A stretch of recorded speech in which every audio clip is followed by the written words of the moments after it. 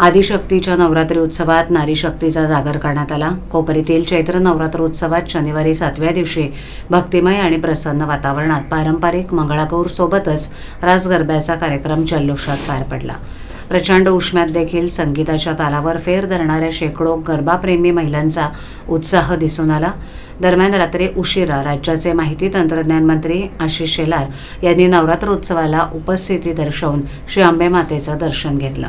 याप्रसंगी खासदार डॉक्टर श्रीकांत शिंदे, शिवसेना सचिव संजय मोरे, भाजपा जिल्हाध्यक्ष संजय वाघुले, माजी महापौर मीनाक्षी शिंदे, मुख्य प्रवक्ते राहुल लोंढे, प्रकाश कोटवानी इत्यादींसह अनेक पदाधिकारी आणि नेते मंडळी उपस्थित होते।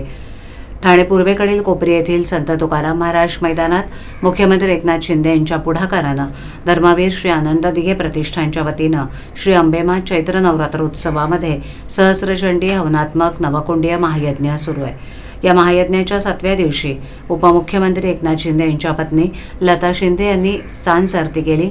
देवीच्या उत्सवात महाराष्ट्राची सांस्कृतिक परंपरा असलेला मंगळागौर कार्यक्रम सादर करण्यात आला। या कार्यक्रमात तरुणींपासून 50शीतील महिलांनी पारंपरिक वेशात खेळ, फुगडी आणि उखाणे इत्यादी बरोबरच सुमधुर गीतं आणि जुन्या नव्या गाण्यांवर फेर धरून सामाजिक जाणीवेचं दर्शन घडवलं। तर नवरात्रीत खेळल्या जाणाऱ्या रास गरब्याची परंपराही मातृशक्तीनं जपली।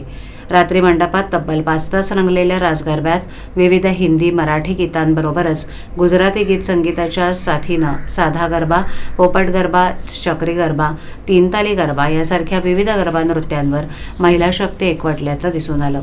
याद्वारे महिलांनी काही क्षण आपले दुःख विसरून नृत्याचा मनमुराद आनंद लुटला।